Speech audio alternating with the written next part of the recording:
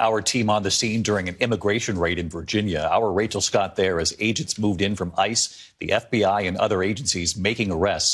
Of course, a key issue that will come up tonight during the president's speech. Here's Rachel.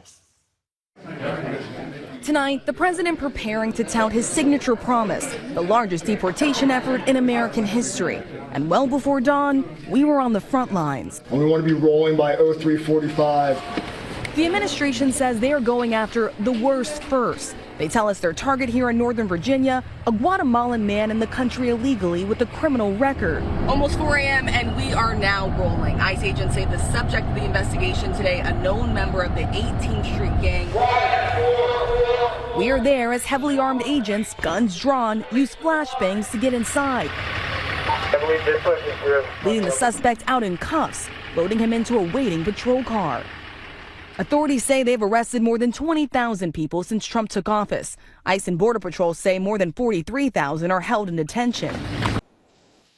ሰላም ጤና ይስጥልኝ ውድ ተመልካቾቻችን የምትከታተሉት ዲያስፖራ ሚዲያ ኔትወርክ ነው።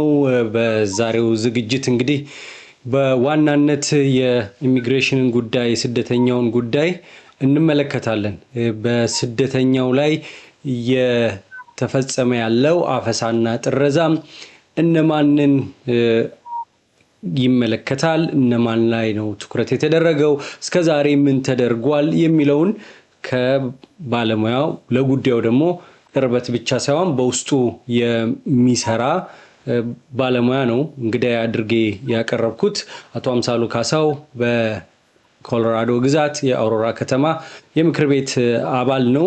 ከዚህ በፊትም በተደጋጋሚ ወደዚህ ዝግጅት ብቅ እያለ በርካታ ጠቃሚ መረጃ ሲሰጠን ቆይቷል። ለኢትዮጵያውያን ወገኖች አማርኛ ለሚችሉ ኤርትራውያንም ጭምር ማለት ነው። በዚህ ቀደም ብዬ ባሳየሁት ቪዲዮ ላይ ቨርጂኒያ አካባቢ በወንጀል ድርጊት ተነጣጠረባቸው የአይስ ወይም ኢሚግሬሽን ከስተምስ ኢንፎርስመንት በዋናነት አፈሳውን የሚፈጽመው ተቋም ነው። ሆመን የሚመሩት ነው። ይሄ ተቋም እንደነዚህ ያሉ ትልልቅ ከተሞች ጭምር እርምጃው እየተወሰደ ነው።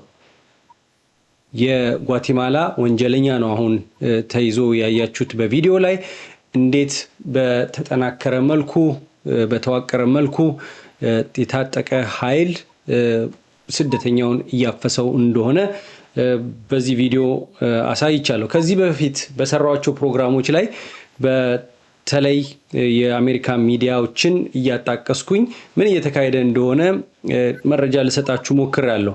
አሁን ደግሞ ያንንም ወደኋላ እየተመለስኩ አያለው። በዋናነት ግን በዚህ አንድ ወር ውስጥ ምን ተካሄደ፣ ኢትዮጵያውያንስ ምን ላይ ይገኛሉ፣ ዴንቨር አካባቢ አጠቃላይ ኮሎራዶ ግዛት አይስ ምን ተጨማሪ እርምጃ ለመውሰድ ዝግጅት እያደረገ ነው የሚሉን ዝርዝር ያለ ነገር ከአምሳሉ እናገኛለን። አምሳሉ እንኳን በድጋሚ ወደ ዲያስፖራ ሚዲያ ኔትወርክ መጣ። በድጋሚ እጅግ አድርጌ አመሰግናለሁ። ዲያስፖራ ሚዲያ ኔትወርክ ካሳሁን ለሁሉ ጊዜ እድል ለምትሰጠኝ እጅግ አድርጌ ነው የማመሰግነው ማለት ነው። እንግዲህ አሁን ያነሳቸው በርካታ ጥያቄዎች ወይም ኢሹዎች እየተከናወኑ ይገኛሉ በአሜሪካን ሀገር። በተለይም እኛ በምንኖርበት ኮሎራዶ ኢንክሉዲንግ አውሮራ፣ ዴንቨር፣ ሌሎች ቦታዎች ላይ በርካታ የሚዲያ ኢንተርናሽናል ሆነ የሀገር ውስጥ ሚዲያ በርካታ የአየር ጊዜ ስናገኝ ነበረ። ምክንያቱም አውሮራ ላይ የሆነውን በተመለከተ ብዙዎቻችሁ ስትከታተሉት ነበረ። ቬኔዙዌላ የሚባለው ዜጎች ቲዲኤ ትሬንዳር አጓ የሚባል የጋንግ ሜምበር በርካታ ዜጎችን እዚህ ሀገር በማፈን ኪድናፕ በማድረግ ሴክሹዋል አሳልት በማድረግ ቤታቸው እንዳይገቡ እንዳይወጡ በማድረግና አፓርትመንት ክፍያ እየገቡ እያንኳኩ ይወስዱ ነበርና እሱን በተመለከተ በጣም ከፍተኛ ሚዲያ ከቨሬጅ ነበረ። በአሁኑ ሰዓት የአካባቢ ሲካሄድበት የነበረ አካባቢ በጣም ጭልል ያለ በጣም ጸጥ ያለ እንደ ከተማም ደግሞ እነዚህ በቬኔዙዌላ ተከበው የነበሩ ተይዘው የነበሩ ሁለት አፓርትመንቶችን የዘጋንበት ሁኔታ ነው ያለ ነው። በአሁኑ ሰዓት በዛ አካባቢ ብትሄድ ወፍም ጭር አይልም፣ ሰላም ነው። ሲረብሹ የነበሩ ሰዎች ወደ ቬኔዙዌላ እና የተለያዩ ቦታዎች ተልከው በአሁኑ ሰዓት ታሮራ የተሻለ ቦታ ላይ ትገኛለች ማለት ነው። ኢሚግሬሽን በአሁኑ ሰዓት እያደረገ ያለው አሁንም ባለፈው እንዳልነው እያደረገ ያለው ከክሪሚናል ጋር ከወንጀል ጋር የተያያዙ ሰዎችን ነው እየያዘ ያለው። አሁን በአጠቃላይ ትክክለኛ ዳታውን ኤግዛክትሊ ባላውቀውም ከ1.5 ሚሊዮን አካባቢ የሚሆኑ በወንጀል የተሳተፉ ዳታ ላይ ያሉ ኢሊጋል የሆኑ ክሪሚናል ሂስትሪ ያላቸው ስደተኞች አሉ እና እነዚህ ስደተኞች በአሁኑ ሰዓት እየታፈቀደም እንዳልከው ከ40,000 በላይ እና ሌሎች በርካታ እንቅስቃሴዎች እየተካሄደበት ያለበት ሁኔታ ነው ያለው እና የተሻለ መረጋጋት ነገር አለ። አሁንም ግን እነዚህን ሰዎች በመያዝ እና በማሰር ላይ ነው ኢሚግሬሽን አተኩሮ ያለው። በአጠቃላይ በዚህ በኮሎራዶ ላይ የተወሰነ መረጋጋት ሁኔታ አንጻራዊ መረጋጋት አለ ማለት ይቻላል። በዴንቨር አሁን ትልቁ ችግር የሆነው ምናልባት ብዙዎቻችሁ ተከታትላችሁት የሆነው ዴንቨር ሳንክቹዋሪ ሲቲ ነች እና እነዚህ የክሪሚናሎች ከእስር ቤት በሚወጡበት ሰዓት አትሊስት 48 ሰዓት ወይም የተወሰነ ጊዜ ከሳምንት በላይ ጊዜ መስጠት ሲገባቸው ብዙ ጊዜ ስለማይሰጠው ለአይስ ደግሞ ውጭ ወጥቶ በሚያስርበት ሰዓት ሰሞኑን እንኳ አንድ አይስ ኦፊሰር ቲንክ በዜናም ሰምታችሁ ሊሆን ይችላል ሰውየውን ለማሰር በሚያደርገው ጥረት ጉዳት የደረሰበት ሁኔታ ነው ያለው እና ሴፍ የሆነ ነገር አይታይም። ምንድነው ከወንጀለኛ እስከሆነ ድረስ አንድ ሰው ወንጀለኛ ሆኖ ወንጀል የፈጸመን ሰው ኪድናፕ የሚያደርግ ልጆችን የሚደፍር የተለያዩ ወንጀሎችን የሚሰራ ሆኖ ለረጅም 10-20 ዓመት እስር ቤት ቆይቶ ሲፈታ ነው እንግዲህ አይስ እንትን የሚያደርገውና አንዱ ከማሰሪያ ቦታዎች አንዱ እስር ቤቶች ናቸው። ከእስር ቤት ጊዜያቸውን ጨርሰው 20 ዓመት 10 ዓመት 15 ዓመት 5 ዓመት whatever depends የነሱ እንደ ኬዛቸው መጠን ጊዜያቸውን አገልግለው ሲጨርሱ በእስር ቤት አይስ ከውጭ ነው ይጠብቃቸዋል ማለት ነው። በዛ ሰዓት ላይ ነው እንግዲህ ብዙ ጊዜ ችግር የሚፈጠረው። ሳንክቹዋሪ ሲቲዎች ሪፖርት አያደርጉ ማለት ነው ላይ ከዛ በተረፈ ግን አይስ እስር ቤት ሄዶ ትራንስፈር ነው የሚያደርገው ማለት ነው። ሌሎች ቦታዎች ደግሞ እንደዚህ ሰስፔክት የሚያደርጋቸው ወንጀለኞች የሚኖርባቸው አካባቢዎች ሰስፔክት የሚያደርጋቸው እነሱ ጋር ይሄዳሉ። በእርግጠኝነት ግን ልነግርህ የምችለው አይስ ወደ ትምህርት ቤትና ወደ ቤተክርስቲያን አይሄድም ማለት ነው። ከዛ በተረፈ ግን የትኛውን ቦታ ቢሆን ወንጀለኛው ይኖርበታል የተባለው ቦታ ገብተው የማሰርና ወደ ሀገራቸው የመመለስ ስራ ይሰራሉ ማለት ነው። እዛ ላይ አሁን ያለ ነው።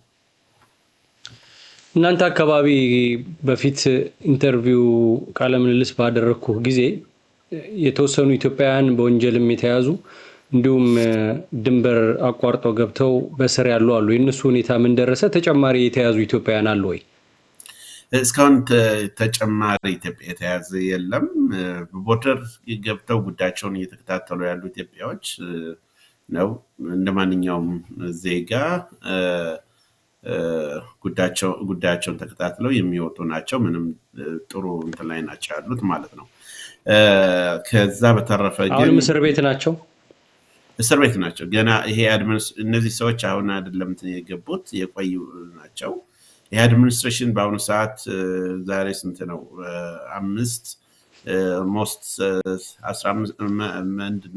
45 ቀን ሆኖታል ማለት ይችላለሁኝ ካልተሳሳትኩኝ። ገና ስልጣን ከያዘ 45ኛ ቀኑ ነው ማለት ነው እና እነዚህ ሰዎች የቆዩ ናቸው። however ግን እኔም እንደ ኢትዮጵያዊነት እዛ ነው ኬዛቸውን ጨርሰው ቢወጡ እኔም እንደዛ አይነት ነገር አንደርስታንድ አድርገው ቢወጡ ጥሩ ስለሚሆን ያንን ፑሽ ማድረገው ከዛ በተረፈ ግን አዲስ እስካሁን እንግዲህ እኔ በምኖርበት አካባቢ ብቻ ነው ዳታው የምነግርህ። እኔ በምኖርበት አካባቢ የተያዘ እንትን የለም። በተለያየ አካባቢ በተለያየ ምክንያት የተያዙ ኢትዮጵያኖች እንዳሉ ሰምቻለሁኝ ከኤርፖርት። እነሱም የራሳቸው የተወሰነ ኬዝ ያለባቸው ናቸው፣ ሌላ ሀገር ማለት ነው። ግን በአጠቃላይ በአሁኑ ሰዓት አየር ማረፊያ ውስጥ ነው የተያዙት። አየር ማረፊያ ውስጥ ማለት ነው። እና በአጠቃላይ ሲገቡ ነው ወደዚህ ሀገር ወይስ ብናቆጥሩ ከኢትዮጵያ ወደዚህ? እና እሱም አሁን መግለጽ የማልፈልገው ኬዞች ስላሉባቸው ማለት ነው።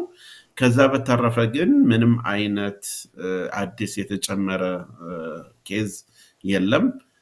እነዚህ አሁን የምልህ በተለይ በእኛ አካባቢ የታሰሩት ከዚህ በፊት 3-4 ጊዜ አይ ቲንክ 2-3 ጊዜ ዲፖርት እንዲደረጉ ፍርድ ቤት ኦልሬዲ ያስተላለፈባቸው ነው። በወቅቱ ያው ኢትዮጵያ ስለማትቀበልና እንትን ስለማታደርግ እነዚህ ሰዎች ተለቀው የነበሩበት ሁኔታ ነው ያለው ማለት ነው። ግን ዞሮ በአጠቃላይ ፎከስ የሚያደርገው ይሄ የወንጀል ድርጊት ውስጥ የተሳተፉ ማንኛውም ይሄ የኢሊጋል ወይም ኢቭን ዶ ግሪን ካርድ እንኳ ቢኖረውም ወንጀል ውስጥ ተሳትፎ ካለው እና የኢሚግሬሽን ፕሪንሲፕል የሆኑ ኮሮችን ካላከበረ ልክ ኮንትራክት ማለት ነው። ኮንትራክቱን ካላከበርክ ወይ ቤት ክን ውስጥ ላደረግ ትችላለህ፣ መኪናን ውስጥ ላደረግ ትችላለህ። ብዙ ነገር ማጣት የምትችልበት ሁኔታ ነው ያለ ማለት ነው። ስለዚህ ኢሚግሬሽንም እንደዛ ነው ማለት ነው። እና በአሁኑ ሰዓት የተጨመረ ምንም ነገር የለም። በጣም ዲፖርቴሽን በጣም በከፍተኛ ደረጃ ያደገበት ሁኔታ ነው ያለው። ነገር ግን እስካሁን በጣም በሚገርም ሁኔታ ምንም ከወንጀል የሌለባቸውን ሰዎች አይደለም፣ በጣም ወንጀል የሌለባቸው ሰዎችን የሚገርም ለምሳሌ 3000 በአጠቃላይ ቢፈታ ወደ 4000 የሚታሰርበት ሁኔታ ነው ያለው ማለት ነው። አሁን ቀደም ብሎ የታሰሩ ናቸው በዚህኛው አስተዳደር አይደሉም ብለኸኛል። በዛኛው አስተዳደር በቶሎ እንድትለቁ ይደረግ ነበር። እነዚህ በድንበር አቋርጠው የገቡ ኢትዮጵያውያን ምን የተለየ ነገር ኖሮ ነው እስካሁን እስር ቤት ውስጥ የቆዩት? እንግዲህ አንዳንዱ ቤተሰብ የላቸውም፣ ወጣው እንግዲህ ወይ ሆምለስ ነው የሚሆኑት ወይ ሌላ ቤት ኮሚዩኒቲ ካልረዳቸው ቢወጡ ምንም ጥቅም የለውም። እና አንዳንዱ ካችን ሪሊዝ ነው። ያው እንግዲህ አዲስ ስትሆን መከራው፣ ስቃዩ ብዙ ነገር ስላለ ከዚህ ከዲቴንሽን ሴንተር ወጣህ ጉዳዩን መከታተል የምትፈልግበት ነገር አለ። ግን ወጣህ ካየኸው ደግሞ እንትን ላይ ያደርግ ይችላል። እና ሁላችንም የዛን አይነት ፊሊንግ ነው እንትን የሚሰማን ማለት ነው። እና እነዚህ ሰዎች ዘመድ ቤተሰብ ላይኖራቸው ይችላል። እዚሁ ጉዳያቸውን እየተከታተሉ እዚሁ ጨርሰው መሄድ ፈልገው ሊሆን ይችላል። ኤግዛክት ሪዝናቸውን በአሁኑ ሰዓት አላስታውሰውም። ግን ግድ ሼፕ ጠበቃ አላቸው፣ መንግስት ፕሮቫይድ ያደረገላቸው ጠበቃ አለ። ፍርድ ቤት ቀርበው ጉዳያቸውን እየተከታተሉ ነው። በአጭር ጊዜ ውስጥ ውጤት ያገኛሉ ብዬ ተስፋ አደርጋለሁ ማለት ነው። ተመልካቾቻችን የምትከታተሉ ዲያስፖራ ሚዲያ ኔትወርክ ነው።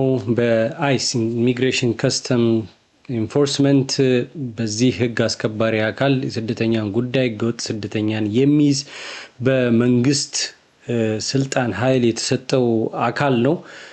ትራምፕ ቢሮቸውን ከያዙ ወዲህ በአንድ ወር ውስጥ ብቻ 20,000 ይዟል። አጠቃላይ እስር ቤት ውስጥ 43,000 እንዳሉ ነው ቀደም ሲል የተመለከትነው ዜና አውታር ዳታ ከአይስ ከራሱ አግኝቶ የዘገበው።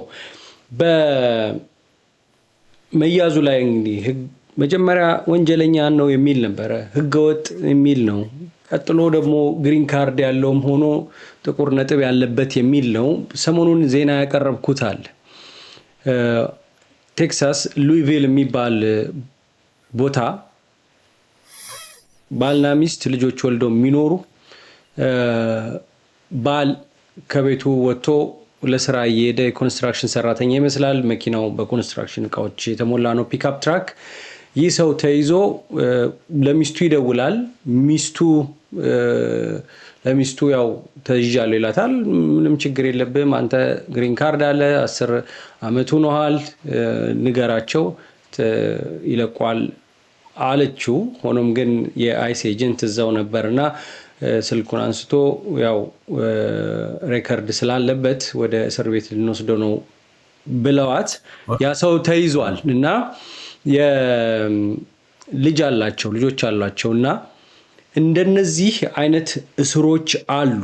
ከዛ በኋላ ብዙ ጥያቄ መጥቶልኛል። እኔ በስልክ ያው ስማቸውንም ማንነታቸውንም መጥቀስ አልችልም። ከተለያዩ በተለይ ከዲሲ፣ ሜሪላንድ፣ ቨርጂኒያ አካባቢ ብዙ ኢትዮጵያውያን ኤምፕሎይመንት አውቶራይዜሽን ብቻ ያላቸው ግሪን ካርድ ያላቸው ኢቭን ዜጋ ሆነው ደግሞ እንዲሁ በጠጥቶ በመንዳት ከእህት ጋር በመጣላት ወይም ከሚስት ጋር በመጣላት ልጅንም በመደብደብ ዶሜስቲክ እነዚህ ነገሮች ጥያቄዎች እየመጡብኝ ነውና እንዴት ነው አይስ እነዚህን ሰዎች ታርጌት የሚያደርገው?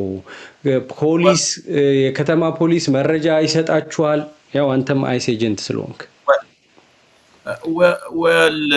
እንግዲህ ዋናው ኢሊጋል የሚለው እንትን ነው እንጂ ግሪን ካርድ ኖሮ ወንጀል ከሰራ አውቶማቲክሊ ዲፖርቴብል ነው ማለት ነው ግሪን ካርድም ቢኖር።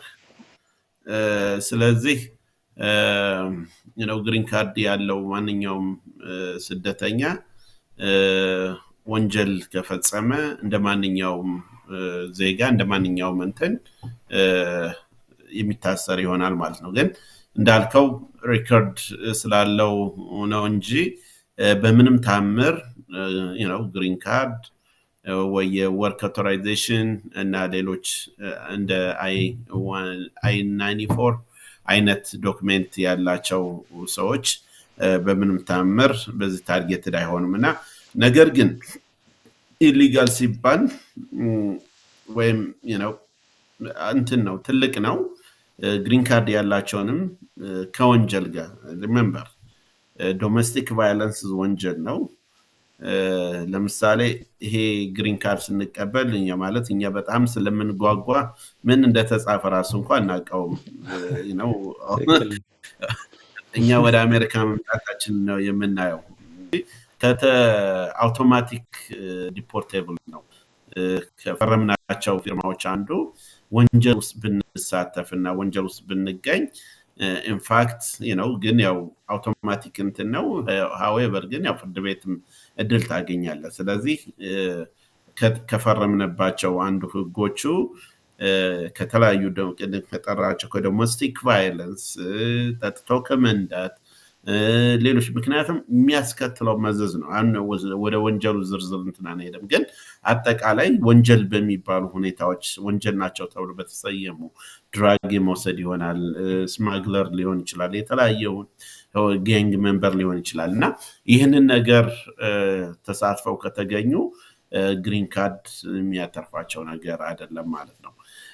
ከዛ በተረፈ እዚህ ጋር ላቁምህና በተለይ አሁን ጋንግ ሜምበር ምናምን የሚለውን እሱ በጣም ትልቅ ወንጀል ስለሆነ በጠጥቶ መንዳት ወይም ዶሜስቲክ ቫዮለንስም እዛው ቤት ውስጥ ከህትም ከሚስትንም ደብደብ በክራይም ሆኖ ክራይሙን ከተቀጣህበትስ ለምሳሌ አሁን ከደወሉልኝ ውስጥ 3 ዓመት ሆኖኛል ይሄንን ነገር ካደረኩኝ የክራይም ሬከርድ በተለይ ከጠጥቶ መንዳት ጋር 10 ዓመት ድረስ ይቆያል ሬከርድ ላይ ግን አስፈላጊውን ቅጣት የተቀበለ ሰው ይመለከተዋል?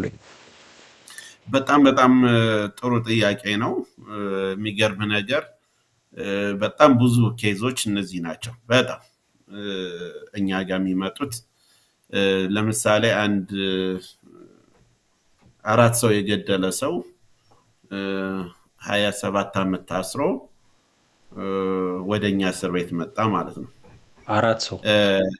4 ሰው መጥቶ ይከራከር ነበር። ምንድነው ክርክሩ? ሰርቭ አድርጌያለሁ ኦልሬዲ 27 ዓመት ታስሬያለሁ። ለጥፋቴ እንትን ብያለሁ ፓርደን ወረበር አግኝቼ ተፈትቼ እናንተ ወሰዳችሁኝ የሚል ክርክር ያነሳል ማለት ነው። አይስ እሱ አይደለም ሆነ እንትን የሚያደርገው ማለት አሁን ሰርቭ አድርገሃል አላደረክም አይደለም አይስ ፖሊስ ነው እና ኦኬ ይሄንን ፍርድ ቤት ሄደን የምትከራከረው እኛ ግን በእኛ መጀመሪያ በተስማማንበት ህግ መሰረት ቫዮሌሽን አድርገሃል የሚለው ነው። ዲዋይ ወይም እነዚህ እንትኖች yes just offensive የሆኑ እንትኖች ናቸው። however ግን የሚያስከትለው ጠጥቶ መንዳት ቤት ውስጥ መደባደብ እነዚህ ነገሮች በዛ በሌላኛው አካል ከፍተኛ የሆነ ጉዳት ሊያደርሱ ይችላሉና እንደዚህ ነው ብለህ እንትን የምታረጋቸው አይደለም ወንጀል ነው ብለን ነው ምናምነው። ስለዚህ ኢትዮጵያኖች አሁን ይሄ 2 አመት 3 አመት 4 አመት ሆኖታል እና እንትን ከተባሉ they'll be fine ምንም እንትን የለውም። however ግን አክቲቭ ኬዝ ካላቸውና በአይስ ቼክ የማይደረጉ ከሆነ ምናልባት እንደዚህ ይሄን ነገር ከተያዙ የመወሰድ እድላቸው ከፍተኛ ነው። however ግን አክቲቭ የሆነ ወይም ምንም ዲዋይ ሊሆን ይችላል ዶሜስቲክ ቫዮለንስ ሊሆን ይችላል ሌላ ሪዝን ከሌለ ሊግል ነህ ምንም እንትን አታደርግም። ኢሊጋል ለቫዮሌሽኑ ከተቀጣህ ሪፖርት ላትደረግ ትችላለህ። እቺ አሁን የበቀደሙ ኬዝ ላይ ይዘውታል ዲፖርቴሽኑን እንግዲህ እሷ ገና ኢሚግሬሽን ኮርት ይቀርባል። ግን እንዴት ነው ታዲያ አሁን ይሄ ልክ እናንተ ይሄን ስታገኙ መረጃ ሰውየውን ትይዛላችሁ መያዙ ዲፖርት የሚደረግ ነው እንዲህ አይነት ሰው ተብላችሁ ነው ፍርድ ቤቱ በምን ህግ ነው የሚያተርፈው? ፍርድ ቤቱ ማለት እዛው እንግዲህ ጃጁ እንትን የሚያደርገው አለ መከራከሪያ እንትን አላቸው ኢሚግሬሽን ኮርት አለ ጃጁና የኛ ጠበቆች ወይም የስረኛው ጠበቃ በሚከራከሩበት ሂደት ላይ እኛ ለምሳሌ ተወዋን እንደዚህ አድርጓል ሪሙቫል ፕሮሲጀር መላክ መቻል አለበት ምናምን ብለህ ታቀርበዋለህ። እሱ ደግሞ ያለውን ሪዝን ለዛ ዲፌንድ የሚያደርግበት ነገር በህጉ ማለት ህግ ስንል ኦኬ ቀደም ያልከው ፈርስት ኦፌንሲቭ ወይም very low domestic violence ነው እነዚህ ነገሮች ሊያደርግ ይችላል። that description is በጃጁ ውሳኔ ነው እንትን የሚያደርገው አይስ ምንም እንትን የሚያደርገው ነገር ወንጀል ከሰራ ወንጀል ሰርተሃል ነው። ግን ቀደም እንዳልኩ ትንንሽ ወንጀሎች ግሪን ካርድ ያላቸው ሰዎች ምንም ያን ያህል እንትን የሚያደርግ ግን at the end of the day at the bigger picture ትልቁን ፒክቸር ስናየው ወንጀል መስራት በራሱ ትክክል አይደለም። እኛ የመጣነው እዚህ ሀገር የአሜሪካን ድሪም ለማየት ቤተሰቦቻችንን ለመርዳት ራሳችንን ለመርዳት በጣም በብዙ ነገር የመጣን ሰዎች ነን ነውና ያ በመሆኑ እኔ በአጠቃላይ የምመክረው ከወንጀል ነፃ መሆን ወይ መራቅ የተሻለ ነው። ትንሽም ቢሆን ወንጀል ነው። መጠጥ ተመንዳት አደጋ ያስከትላል፣ መደባደብ አደጋ ያስከትላልና እሱ ስለሆነ እኔ በአብዛኛው እንደዚህ አይነት ነገሮችን አቮይድ ብናደርግ ነው የሚጠቅመው እንጂ ይሄ ሰርቪስ አድርጓል ሰርቪስ አድርጎ ቀደም እንዳልኩት 7 አሁን የኛ በሻ ከተያዙት አንደኛው I think ወደ 10 አመት እስር ቤት የቆየ ሰው ነው። ስለዚህ ጊዜውን ሰጥቷል፣ ላጠፋው ወንጀል ተቀጥቷል። ግን when it comes to the permanent resident ስትመጣ ግን የተፈራረም ነው ህግ እንደዛ ስላልሆነ ላጠፋው ወንጀል ሳይሆን አይስ የሚቀጣህ አይስ ወደ መላክ ነው ማለት ነውና nothing to do አይስ civil hold የሚባለው ስራ ነው የሚሰራው ማለት ነው። እናንተ ይዛችሁት በኮርት በኢሚግሬሽን ኮርት የተለቀቀ አሉ? ኖ አሁን የለም ድሮ ይለቀቃል። አሁን ነው ማለት አሁን ኢሚግሬሽን ኮርት ያያል የሚለው ነገር አለ ለይስሙላ ነው ኖ አይ ነው የስሙላ አይደለም። በጣም እንዲያውም ስትሮንግ ናቸው ኢሚግሬሽን ኮርት እንትኖች ጃጆቹ በጣም ጎበዞች ናቸው። በአሁኑ ሰዓት ሃይ ክላሲፊኬሽን ወይም ወንጀል እንትን ያለ እንትን ማሳውሰው እንትን የለም ዳታ አይ ነው እንደኚህ ቀላል የሚባሉ አይቶ ፍርድ ቤቱ ዳኛው ይሄ ነገር ቅጣቱን ተቀጥቷል ልቀቁት ነፃ መሆን አለበት የሚሉ ኖ እንደዛ አይነት እንትን ብዙ ብዙ የለም።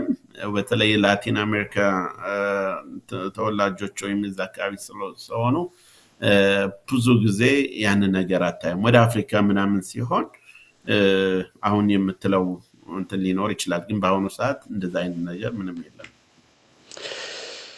እንግዲህ ግሪን ካርድ ያላቸው ወንጀለኛ ህገወጥ የገባ እነዚህ ሁሉ በአይስ ይያዛሉ። ይሄን እንዴት ነው የምትይዙት? መረጃውን እንዴት ነው የምታገኙት? ለምሳሌ ግሪን ካርድ የሌለው ሰው በኢምፕሎይመንት አውቶራይዜሽን ሳላቅ እዚህ ሀገር መጥቼ እንደው መንጃ ፈቃዱን ይዤ ነበረ ቤት ውስጥ ጠላ ስንጠጣ ቆይተን አንዴ ተይዣለሁ። ከዛ በኋላ ተቀጥቼ ሰስፔንድ ተደርጎ መንጃ ፈቃዴ ከዛ በኋላ አሁን ይሄ ብሬዝላይዘሩን መኪና ውስጥ እየተተነፈሰ መኪና ለመንዳት በሱ ላይ ነው ያለሁት። ግሪን ካርድ የለኝም።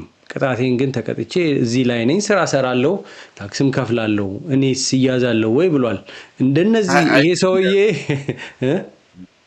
ነው ማለት አያዝም። ግን ምንድነው ለሱ የሚያስቸግረው አሁን ኬዙን እየተከታተለ ስለሆነ አንኤምፕሎይመንት እየተከታተለ ስለሆነ ኬዙን የማሸነፍ ጥረቱ ዳብል ይሆንበታል። ያንን ለኢሚግሬሽን ጃጁ የማሳመን ሁኔታ በጣም ያከብድበታል።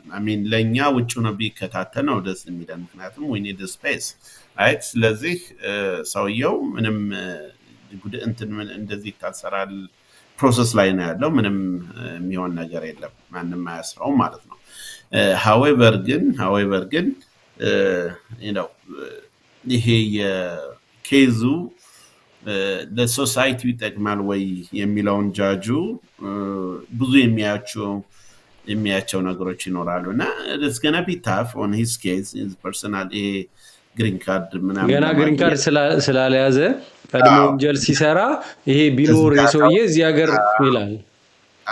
እሱን የሚያስቸግረው እንጂ ሌላው አይደለም። እና ለሱ ደግሞ ከአንድ ሳይሆን 2-3 ጊዜ እጥፍ መስራት መቻል አለበት እንጂ he is fine አይመስለኝም። እንግዲህ አንድ ገለጽክልኝ ከሆነ ግሪን ካርድ ሌላ ተጨማሪ የጠየቁ ጥያቄ አለ። እንዴት ነው የሚይዘው? ለምሳሌ በአንድ ቅድም ነገሮችን ስሰበስብ ዳታ ስሰበስብ ሳነብ በዚህ ጉዳዮች ላይ አንድ ዜና አግኝቼ ነበርና በጣም ተገረምኩኝ። በ2016 ጁላይ ላይ እና አይ ቲንክ ያኔ ትራምፕ ነበሩ አይደል?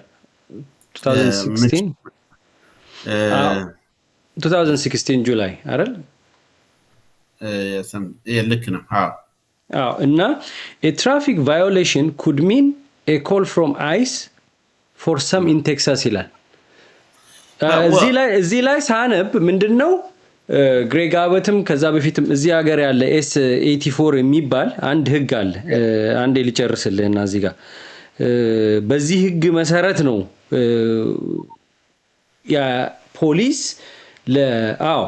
signed Greg Abbott signed a law known as SB4 የሚባል that gives law officers in the state greater leeway to demand information on persons citizenship and immigration status። ይሄ ግሪን ላይት ሰጥቷቸዋል። ከዛ ብቻ ሳይሆን አይስ ኤጀንት ከሎካል ኦፊስ ከፖሊስ ዳታ የትራፊክ ቫዮሌሽን ምን ያለበትን ዳታ ያገኛል። እናንተ እንዴት ነው የምትይዙት? Well, to be honest, Texas is a different case scenario እንትኑ ማለት ነው። የኛ ፖሊሶች ከኢሚግሬሽን ጋር በተያያዘ ምንም ኢንቮልቭ እንዲያደርጉ አንፈልግም። የአውሮራ ፖሊሶች ማለት ነው። ዳታ አይሰጧችሁም? በምን የምትይዙት?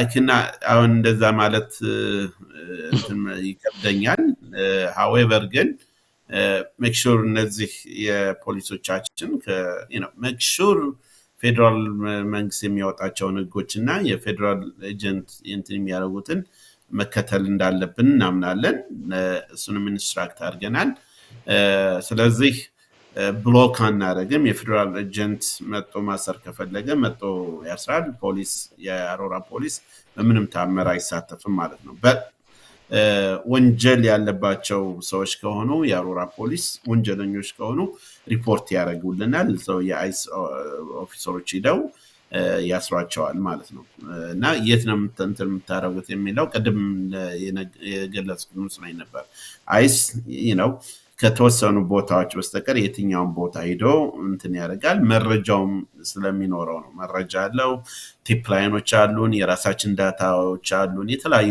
ቴክኖሎጂ የሚደረግበት ነገር አለና አሁን ሞራሉ ራሱ የኦፊሰሩ ሞራል ከፍተኛ በመሆኑ እነዚህ ወንጀለኞች ሃንት ዳውን ለማድረግ የሚሄዱበት ርቀት በጣም በጣም ጎበዞች ናቸው ማለት የሚያስችል ነገር ነውና የቴክሳስ ታየው ከኛ ጋር የሚያገናኝ ነገር የለም ማለት ነውና to be honest የቴክሳስ ገቨርነር he probably got በጣም በርደኑ ወይም ችግሩ በጣም በስበት ሊሆን ይችላል በተለያየ በባስ እየጫነ ወደ ተለያየ ሀገር የሚልክ ማለት ነውና በአጠቃላይ ግን እንደዚህ አይነት ነገር ግሪን ካርድ ኖረ ወይም ሌሎች ነገሮች የሚሉት ነገር ወንጀሉ ካለ እንዳልኩ ጥቂት ወንጀል መሆኑ ብቻ ሳይሆን ለራስ አፌክት የሚያደርግ ሁኔታ ነው ያለው ማለት ነው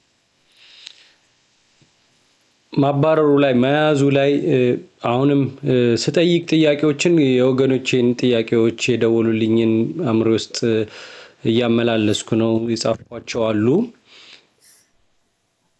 የአሜሪካ ዜጋ ናቹራላይዝድ ሆነ የቀየረ ዜግነት የቀየረ ሰው በወንጀል ቢሰራ ከፍተኛ ወንጀልም ሆነ እንደነዚህ ማይነር ያልናቸውን ጠጥቶም እንዳት ቤት ውስጥ እንደው ሰው መደብደብ ምናምን ሬከርድ ያለበት ተይዞ ይወሰዳል አሁን ባይስ ይያዛል ታርጌት ይደረጋል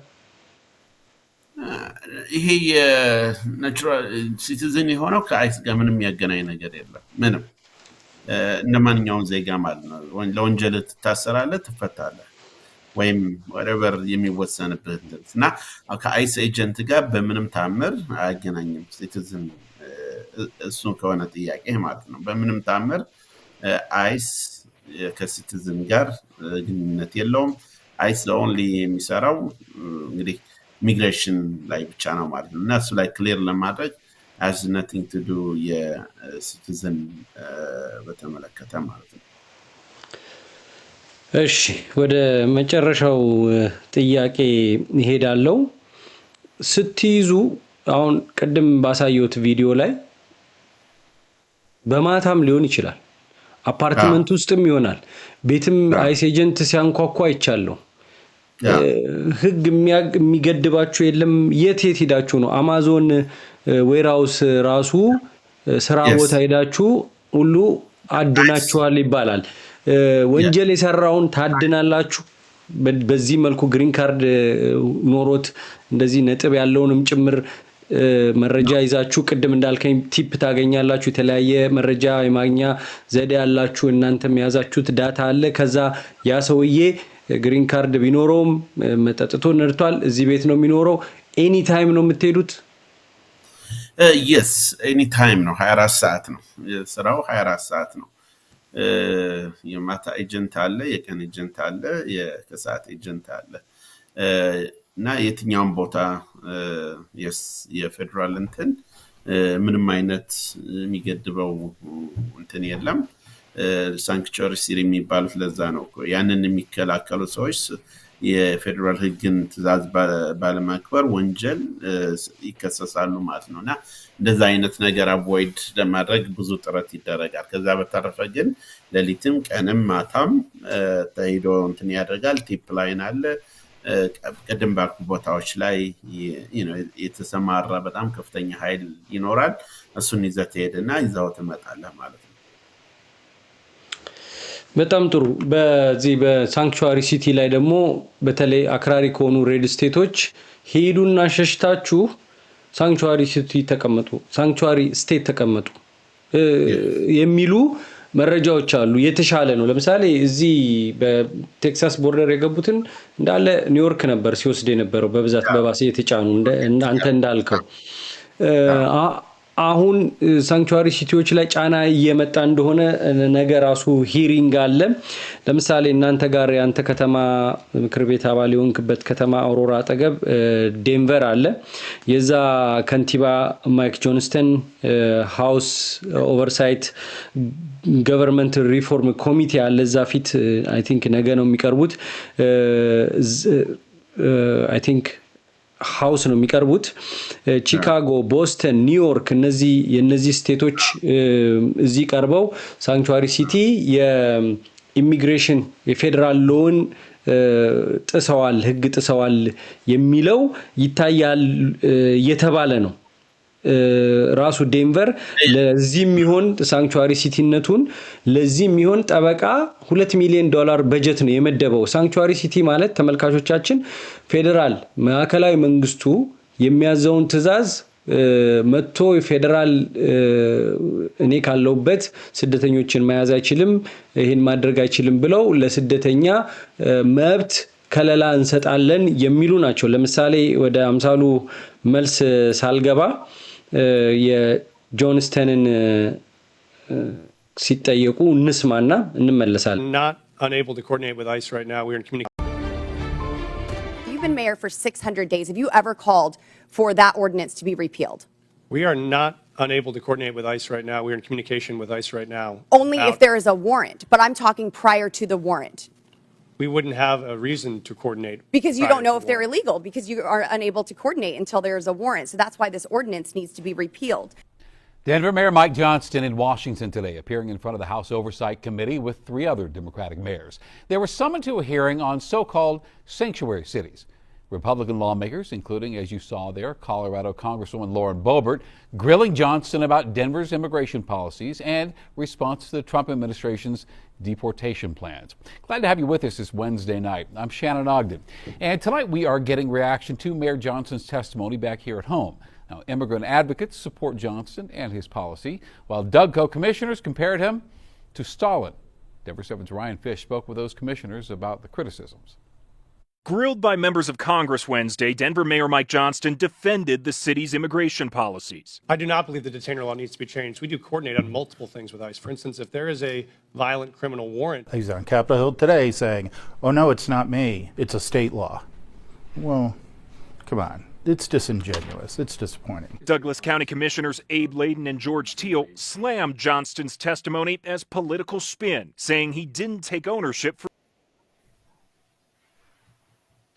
አምሳሉ ጆንስተንን ያሳየውት ግሪል እየተደረጉ ነው በጣም እንግዲህ በጥያቄ እያጣደፏቸው ነው እየተከራከሩ ነው $2 ሚሊዮን ጠበቃ ሁሉ መድበዋል እሱን ቀደም እየተናገረ ያለው እስቲ ንገረን ስለዚህ ጉዳይ ያዋጣል ወይ ወደዛ መሸሹ ነው ምንድነው እኔ the best የሚሆነው ከፌደራል ኤጀንት መንግስት ጋር ከፌደራል መንግስት ጋር አብሮ መስራት ጠቃሚ ነው ብዬ ነው የማምነው ምክንያቱም በአሁኑ ሰዓት በዚህ ምክንያት ደንቨር የምታገኛቸው የትኛውንም ጥቅሞችን ሊቀርባቸው ይችላል ያ ማለት ደግሞ ጃንሰን ሳይሆን የሚጎዳው ማህበረሰቡ ታች ያለው ግላስሩት ኮሚዩኒቲ ነውና እዛ ላይ ማድረጉ በዛ በህዝብ ላይ እንደዛ አይነት ውሳኔ መወሰኑ ትክክል አይደለም ብዬ ነው የማምነው he needs to work with the government agency ማለት ነውና absolutely በጣም ከፍተኛ የሆነ ክርክር ነው ነበረው ነገር ግን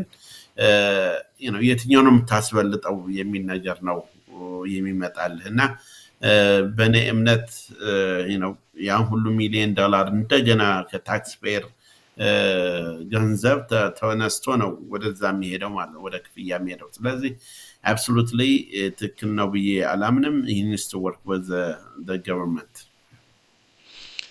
ተመልካቾቻችን እንግዲህ የስደተኛውን ጉዳይ በተለይ በስልክ ደውላችሁ ያላችሁን ጭንቀት ያካፈላችሁኝ ሰዎች ከሞላ ጎደል ጥያቄያችሁ ተመልሷል ብዬ አምናለሁ የጋብቻ ጉዳይ እንዴት ነው በተማሪ የሚገባስ እንዴት ነው? አሁንስ ተሰዶ ገብቶ ስደተኝነት መጠየቅ ይቻላል የሚሉ ጥያቄዎች የጠየቃችሁኝ ሰዎች አላችሁ። እሱን ጉዳይ ደግሞ በተለይ ጋብቻው ጉዳይ ለየት ያለ መረጃ ስላለው አምሳሉ ጋር መልሰን እንገናኛለን። አሁን ከጠባብ ሰዓቱ ነው በምሽት ይህን መረጃ ለእናንተ ለማካፈል ፈቃደኛ ሆኖ ብቅ ያለው። አምሳሉ በተመልካቾቼ ስም ከልብ አንተን አመሰግናለሁ። ተመልካቾቻችን በዩቲዩብ የምትከታተሉ ብዙ ሺህ ሰው መረጃውን ይመለከታል፣ ግን ሰብስክራይብ ላይክ አድርጉ። ሌላ ተጨማሪ መረጃዎች ወደ እናንተ መምጣት እንዲችል አስተያየታችሁን ስጡ። አስተያየት የምትሰጡ በጨዋነት ይሁን። በ512-677-4634 ለመርዳት የምትፈልጉ ደግሞ ሚዲያውን በካሻፕ እና በዜል 6462263147 ላይ ያንን እንድታደርጉ በትህትና ጠይቃለሁ። አብራችሁን ስለቆያችሁ ከልብ አመሰግናለሁ። በመጨረሻ መልእክት አለ አምሳሉ? ደክሞሃል?